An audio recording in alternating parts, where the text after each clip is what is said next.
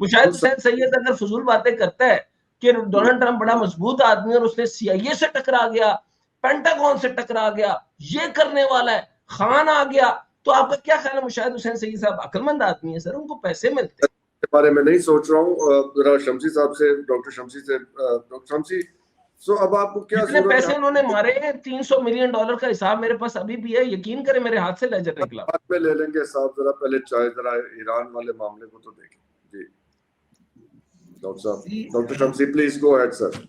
जी और मुशाहिद हुसैन सैयद को मैंने चोर भी कहना, आप उन्हें मौका तो दीजिए। Doctor Shamsi please.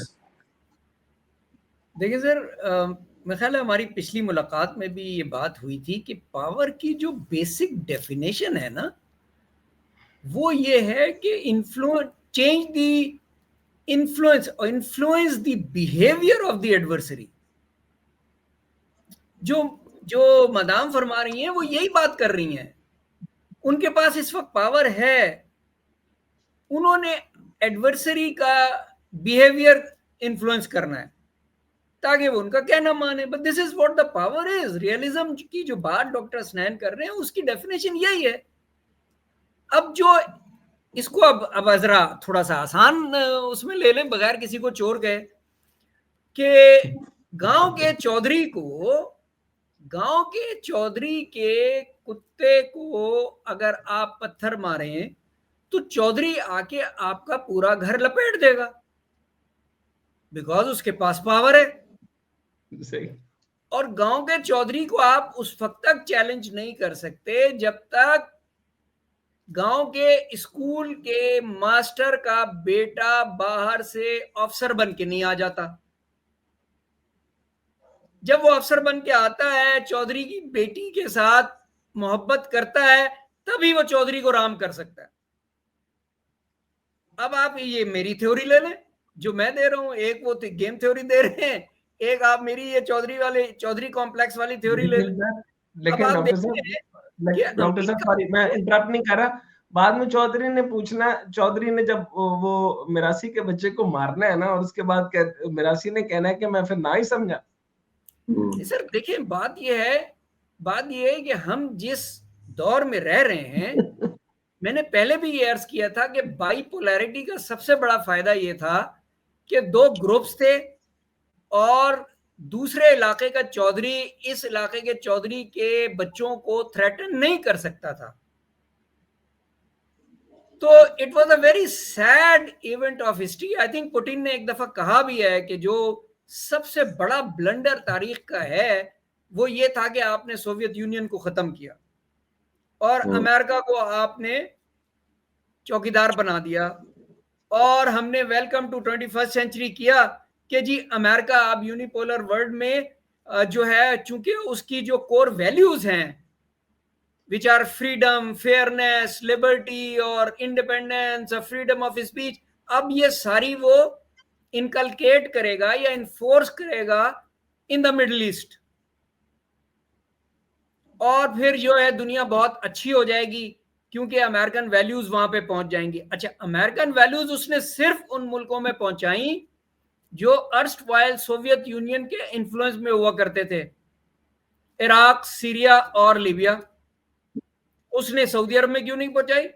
उसने कतर यूएई में क्यों नहीं पहुंचाई? बिकॉज वहां पर उसको कंप्लायंट रिजीम्स मिली हुई थी।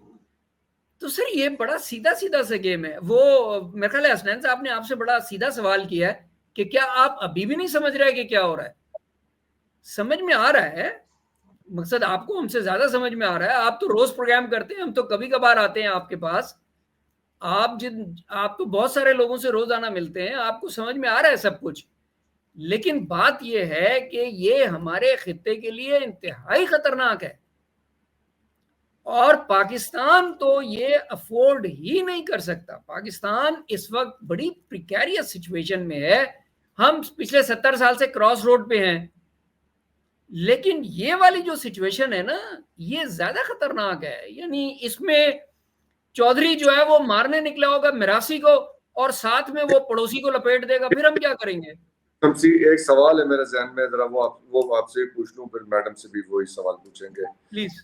ये सवाल ये है कि हर ताल्लुक की हर रिलेशनशिप, जिसको ये इस वक्त डेलिकेट बैलेंसिंग एक्ट कह रहे हैं, पाकिस्तान भी कह रहा है, इंडिया भी कह रहा है, हमारा बैलेंसिंग एक्ट मिडल ईस्ट और ईरान के बीच में, और उनका बैलेंसिंग एक्ट ईरान और इसराइल के बीच में, एक के साथ तजारती ताल्लुकात हैं, एक के साथ दिफाई ताल्लुकात हैं, हमारे भी ऐसे मामलात हैं, अदर डायमेंशंस भी हैं।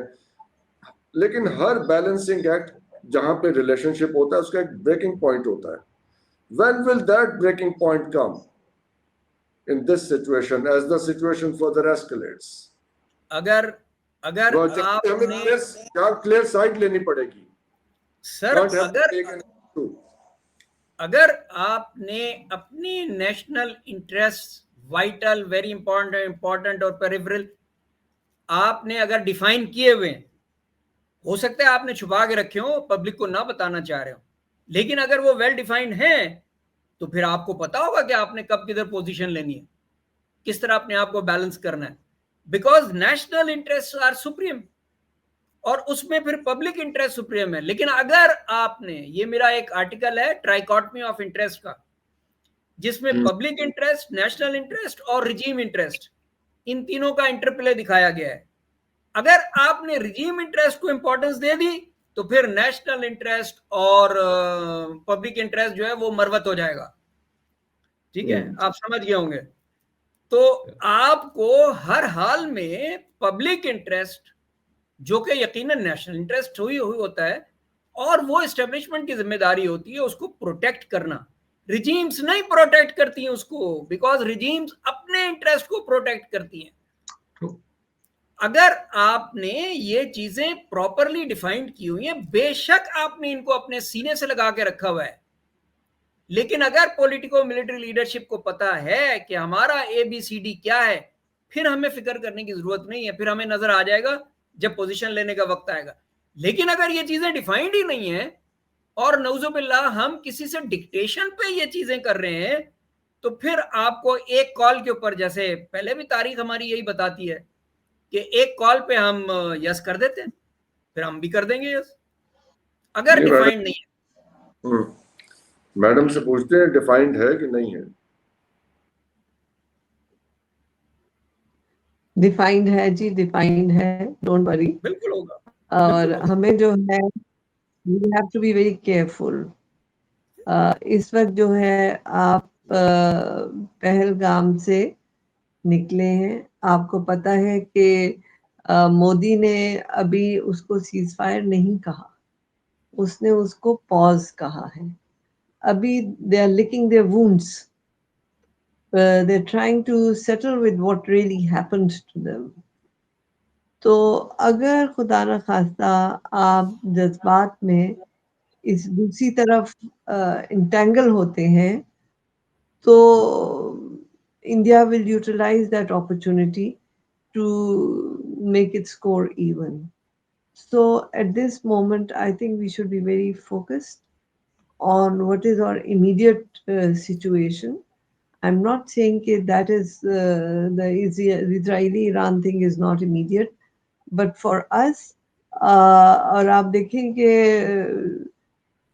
General Munir, field marshal Munir साहब को भी जो बुलाया गया था, वो इसी सेटलमेंट ऑफ कश्मीर और इंडस वाटर ट्रीटी के बारे में था, जो इंडियन साइड ने रिस्पॉन्ड नहीं किया, because they are not willing to talk peace, they are not willing to negotiate.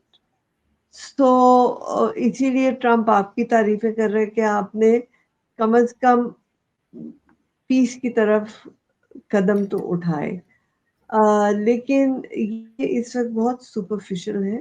There are many undercurrents deep running, और हर तरफ से आपका जो है ना वो बड़ा नाजुक सिचुएशन है।